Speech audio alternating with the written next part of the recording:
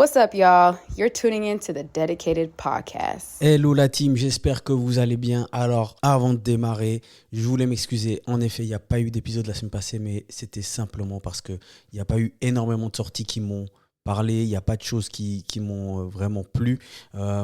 Et c'est pas qu'il n'y a rien qui est sorti, c'est juste que dans ce que moi j'aime consommer, j'ai pas trouvé énormément de choses. Donc j'ai préféré faire une petite pause, aussi vous donner le temps de réécouter les 8 épisodes précédents de la Seleção, d'écouter les artistes que j'ai recommandés et de vous donner un peu plus de temps.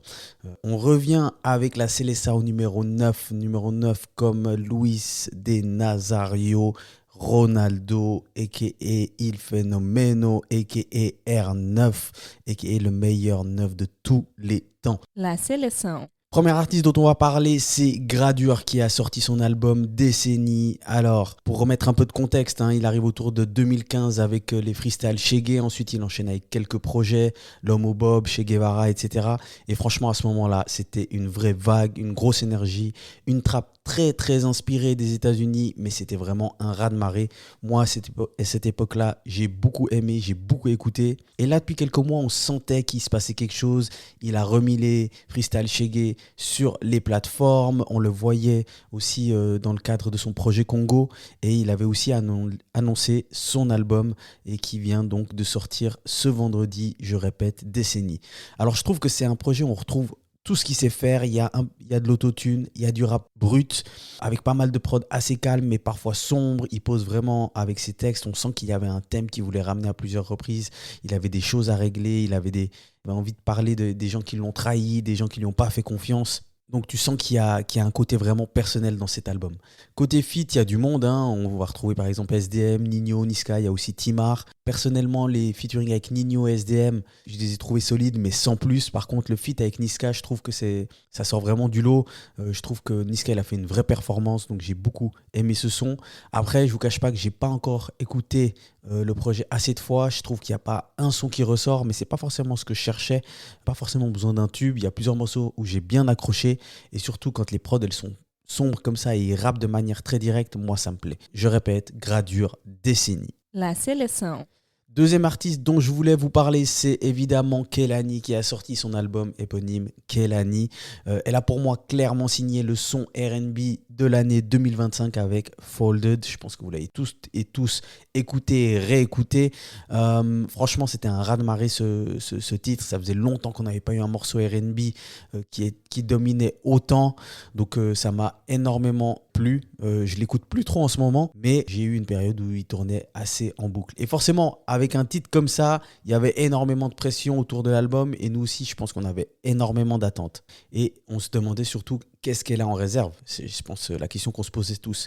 Alors, elle a sorti un album avec pas mal de sonorités R&B modernes, mais il y a aussi pas mal d'inspiration des sons qui étaient faits avant. Elle a ramené énormément de feats. Franchement, elle a ramené une armada.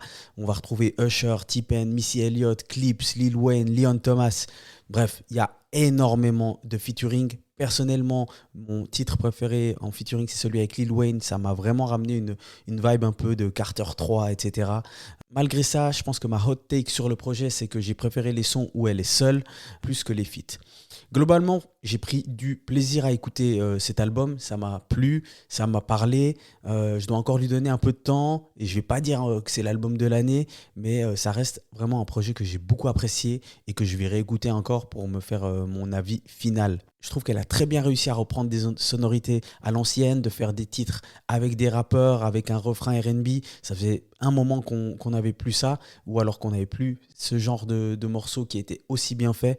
Donc elle a fait du super boulot. Je vous demande de me faire vos retours, voir ce que vous avez aimé, ce que vous n'avez pas aimé et les titres que vous avez préférés. La Seleção. Pour le troisième projet, on change totalement de style. On va parler de Benny the Butcher avec Fuego Bass et Black Soprano. Ils ont ensemble sorti un projet qui s'appelle Ashes in the Safe. Alors, c'est pas forcément le genre de sortie qui passe sous les radars. Ça fait pas beaucoup de bruit, mais moi, j'aime énormément. J'aime la vibe qui ramène, très rue, très brute, mais avec de la maturité. C'est un rap crapuleux, mais posé, simplement un rap d'adulte. Les prods, elles sont sombres, très street, ça découpe bien, et tu as aussi des instructions un peu plus classiques, donc c'est bien varié. C'est typiquement le genre de projet que je garde de côté, que je peux écouter posé ou alors lorsque je conduis, quand je suis à la maison en train de préparer des épisodes par exemple, c'est parfait. Honnêtement, si vous aimez le rap new-yorkais brut, vous allez vous régaler. Et Benny, il délivre toujours, à mon avis, dans le rap, dans l'esthétique, c'est toujours carré. L'été passé, avec Summertime Butch 2, je l'avais vraiment beaucoup aimé, notamment Summer 25, j'avais énormément écouté ce son. Le clip est aussi superbe, d'ailleurs shout out Moussa, parce que c'est toi qui m'avais montré le clip. Bref, allez écouter ce projet, Benny the Butcher, Fuego Bass et Black Soprano Family pour Ashes in the Safe. La séleção. Pour le dernier artiste de cet épisode, on change encore de style et on va parler de Opinard qui sort Spleen Social Club. Alors, c'est un artiste français. C'est le genre d'artiste que j'apprécie beaucoup, très honnêtement, mais ça dépend des moments. Là, hier, par exemple, il faisait hyper beau.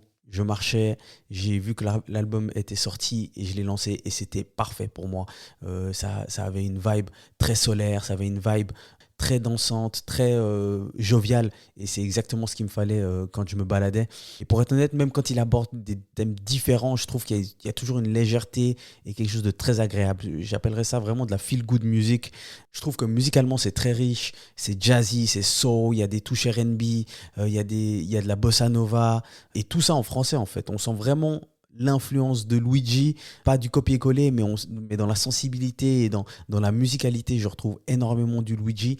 En plus, c'est un artiste que j'apprécie énormément, donc par défaut, ça allait matcher. Alors, par moments, c'est chanté, d'autres fois, c'est rappé. Globalement, c'est vraiment un mélange de différents styles et c'est très bien fait. Il y a une vibe, il y a une sensibilité qui me parle énormément.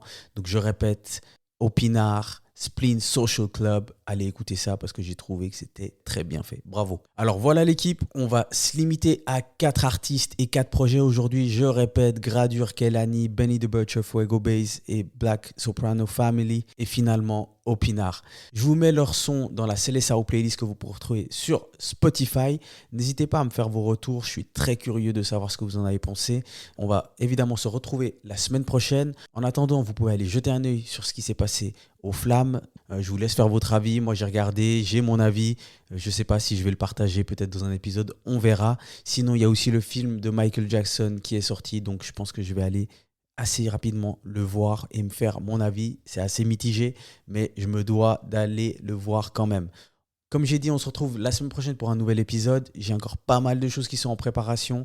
Je vais vous faire un épisode pour vous annoncer tout ce qui va se passer ces prochaines semaines. Et voilà. Merci à tous pour le soutien. Comme d'habitude, les 5 étoiles sur Spotify, sur YouTube, sur toutes les plateformes, Apple Podcasts, etc. N'hésitez pas à me faire vos retours. Vous pouvez m'écrire sur Instagram. Prenez soin de vous et de vos proches. Bless you. Peace out.